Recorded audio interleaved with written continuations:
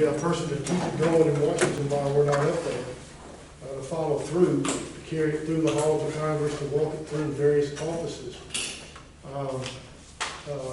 When you take these things to the Senate or to the House, you know, they'll thank you for it, and they'll give you a grant or something to work on. The only way anybody's really successful is having somebody carry this through the halls and talk to the right people. Greg Harper has given us an offer. I talked to another guy today. He's more interested in, or yesterday actually, he's more interested in doing the engineering than he is, and he's not a lobbyist, he's an engineer. Wants to go up and talk to people, but he also wants to do the engineering part of it. I think for purposes of what we are doing, whether or not it's going to be included in the budget, you can look at the numbers that I sent you for Harper and budget that money. Roy and I were talking about this before the meeting. Because it's a water sewer project, the money could come out of the water sewer. That will reduce your balance in there after the other things that you're spending by another $72,000 from the $1.4 million that was in the remaining. So I think from a practical standpoint, somebody that can walk through the doors and walk into the halls and walk on the floor and knows who to go see and that sort of thing, and can work in coordination with Senator Hyde-Smith and with Roger Wicker would be to our advantage. I would throw that out just to see what y'all want to do about that. I think $6,000 a month plus expenses. That's what it said. Minimum expenses. Yeah, but what's minimum to him versus? He would go up while doing other projects, so he would be. He would be splitting with all of those others. Multiple projects, yeah.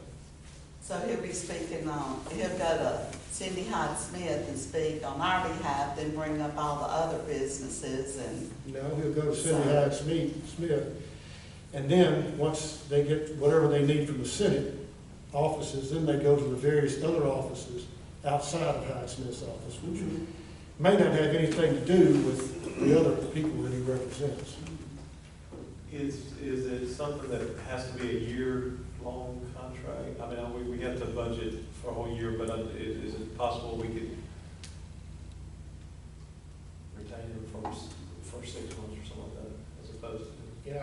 Yeah, I guess you could. You can do whatever you want to do. I would think that,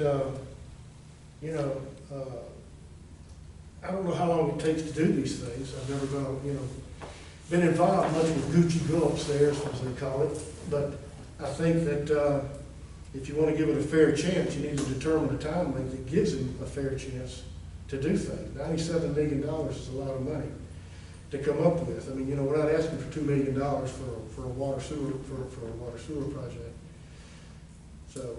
What's his record on obtaining for other businesses that he has? What's his record? And seems to be good. I mean, he's working for the country of Taiwan, and I listed some others. But what's his return on our investment, I wonder? Or other people's investments? Yeah, I don't know if there's a solid way to grade or measure that. Yeah. Because it's more so just relationship building. Yeah. Right. And he's just been a lobbyist for a little while, and he's up there too. My thoughts are too, I can see the pros and the cons, and one of the cons, of course, the expense, but then again, he's pretty qualified too. One thing that's kind of sticking in my mind too is that they're still fighting over the infrastructure bill. We don't really know what's there. Should we, and I think your email said that he was willing to come and visit with us. Yeah, well, once we decide if we're going to budget the money. There's no need to bring him if we're not going to budget the money, but this wouldn't be considered, this would be a separate, this would go into the port section of this thing, not the infrastructure bill. We're going to get that money, X amount, whatever it is, if it comes down. But the port's back on the table, and people are getting it. So this is where we'll be looking for this. But the infrastructure money coming down is supposed to be for roads and bridges. The infrastructure money we have now is for water sewer. And you're saying that for that, which would be 72,000 annual for this upcoming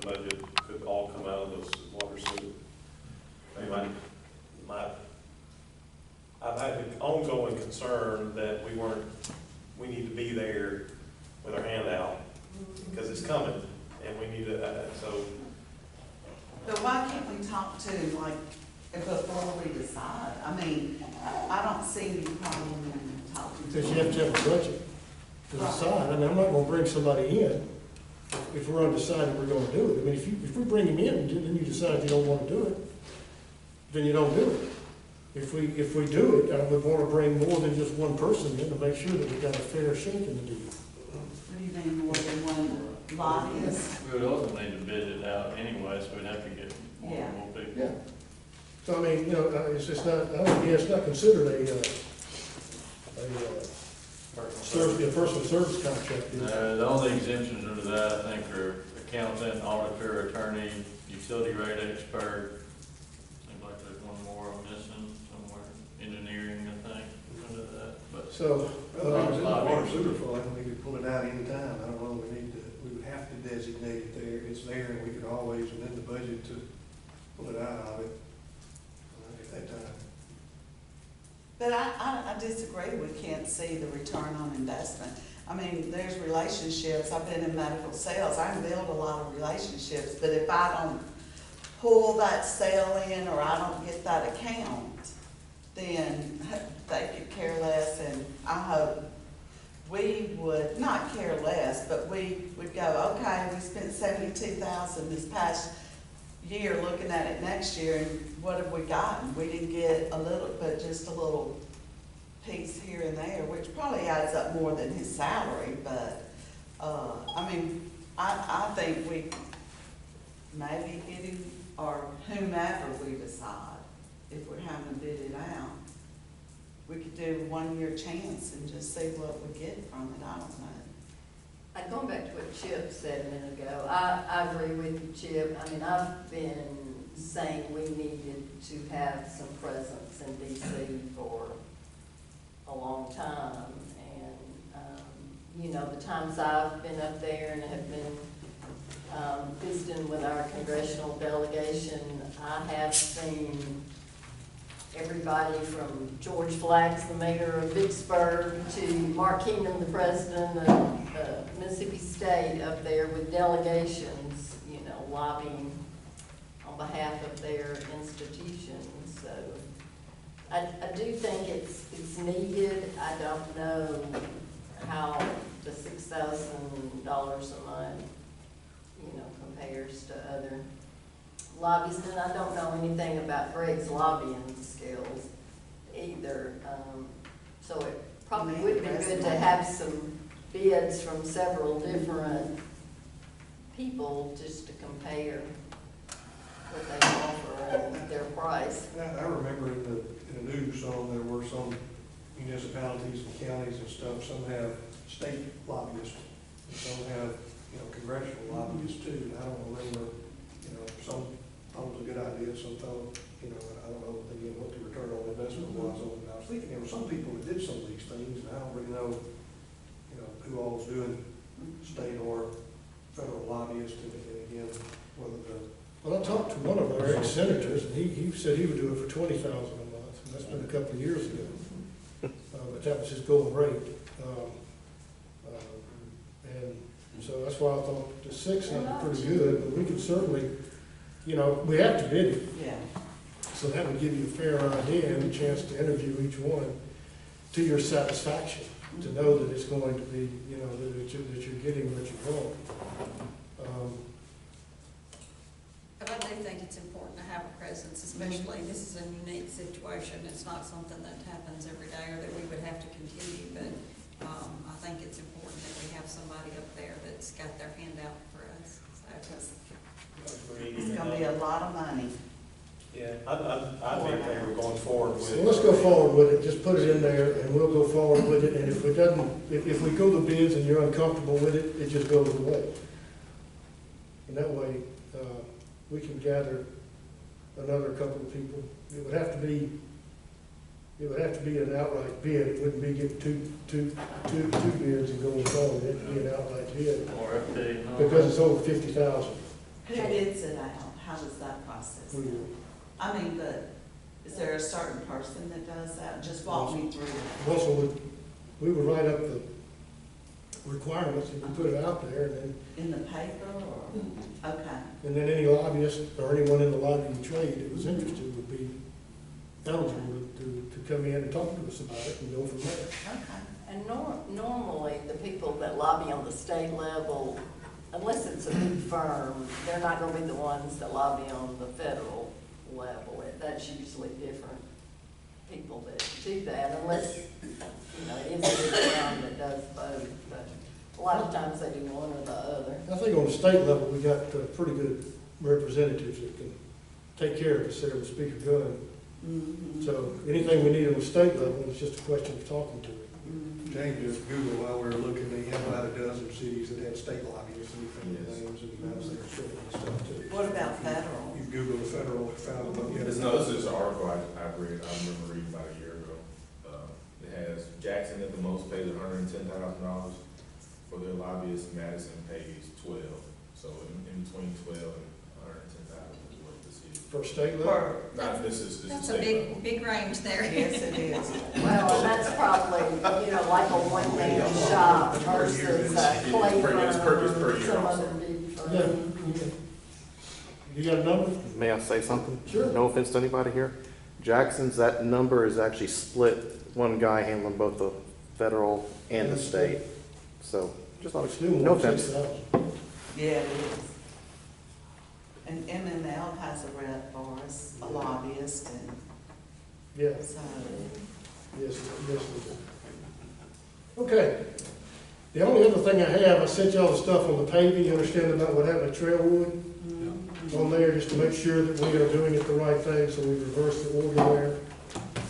I say reverse the order, we're going to let them get through their energy, get through their safety, stand down, do their wire repair, 4 or 5 days delayed, and then get it back on the schedule, so that we don't pave the street and then come back in and dig it up.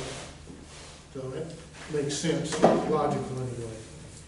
Any other questions on that y'all may have?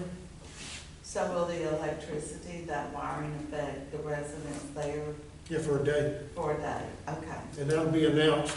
Matter of fact, it was supposed to be announced for today. Wasn't it? Did it happen today or is it? I don't know, I've been in and out all day, so I don't know if it happened today or not. The email went out, But, right, so it was gonna happen today. Yeah, I'm not sure when the safety stand down thing, because that came up this morning. I checked on the email good afternoon, it was supposed to send out later. Yeah, it was this afternoon. How many hours did they say For the electricity would be on to the group of residents during the day. during the day? That's the best, just in case I get. Well, they're interested in trying to do the right thing. Okay, anything else? Back to the budget. Like anything you want? Okay. I have nothing, that's all I have for y'all. Can we talk about just the agenda for tomorrow before we get to the budget? Yeah, Sure. let's do that. I didn't have anything specific, I'm looking through, there's nothing unusual that looks like in the consent agenda. What was Kay, just recognizing her as the, Now, she asked to come speak with the board.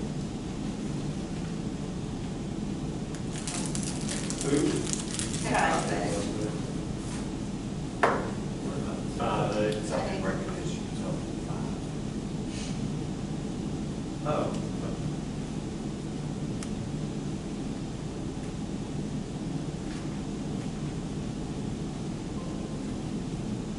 I looked at the emails regarding the sign, but I'm not sure I fully grasped what we needed to do on that. The same sign. Somebody can kind of go through that and explain. It's my understanding that they have offered an alternative sign for the board to consider. So at some point, you need to vote either yes or no on that alternative sign. There is that they've asked you to consider. And the alternative sign though requires a change in our ordinance, right? Unless we just give them a conditional use on Variance. variance. Yeah, again, I don't think we need to rewrite the Me ordinance. either. We need for them to come in and ask for a variance and present this new sign. And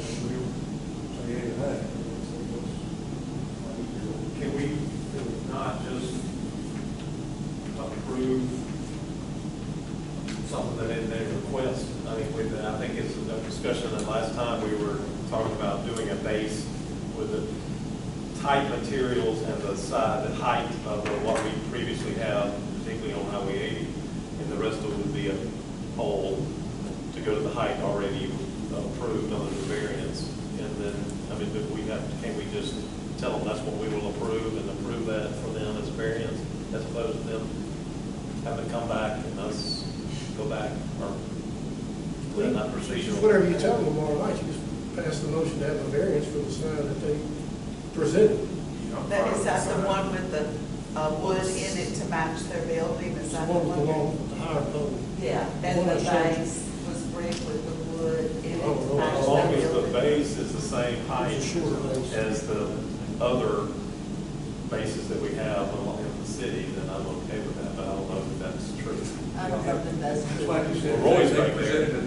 presented a different one, if they presented a different one, I haven't seen it, but if they're presenting the same. It's the same. It's the same, it's the one that we Go saw. ahead and talk about the Yeah. discussion, and I sent y'all, what the two bases measure. You ready? Yeah, Yes, sir. What they had presented, what Lamar had done was, of course, it was a 36, less than 40 foot high sign that they had on there. And so we take 10 foot from the sign, they put a 25 foot base there. So that's what you're looking at with the Lamar signs there on Highway 80 on there. What they have proposed is about 12 and a little 15 or 12 foot, 12 and a half foot on there, which would be what we come up with for a change in the ordinance on there. It is dimensions, so as far as doing the dimensional variance, you're trying to meet the three requirements for dimensional variance. That would be something you'd have to decide if it meets those three requirements on there for dimensional variance, or either go back and just look at the sign ordinance again. We were looking, I think I sent you all the different municipalities around us here, and then the ones that we looked at when we first came up with the interstate. Of course, ours was a good bit higher than the rest of them. If it was any higher than 40 foot, but they had exposed poles. And that was why my suggestion was to come back and let's go back and do a amendment to our zoning ordinance instead of having it such a tall area with the base going up to 6 inches from the sign, to come back and say 25%. That was, that's arbitrary. That does fit what the Sonny's has presented here, but maybe a number like that. can we see that picture? Well, if the Lamar signs are 25 foot base in height, then I will agree to a variance of this to be 25 foot high base, and then, but I think it ought to be the same. Which is two different, Me too. two different things, and this is something we worked on several years ago with interstate corridor signs. We looked at them for development along the interstate as opposed to Highway 80 on there. It was limited because it's a billboard, it's an off-premise sign. It's what Lamar has.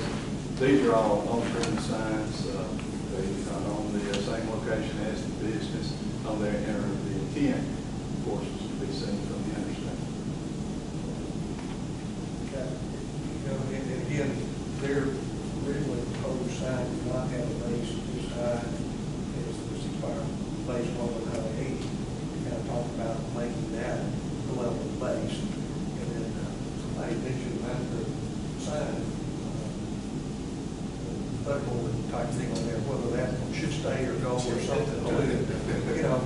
Again, we could make some suggestions, but I still think asking, giving Sonny some direction along those lines, tell them to come in with a variance request. Let's see if we can do that. And then, of course, the question comes up, what about the next guy that comes along too? And we can look at it at that time, and I think then we have one that we can look at and say, that's it, let's make that uniform, or no. The question came up at one of the previous meetings on this too, and I didn't respond to it, probably should have, but again,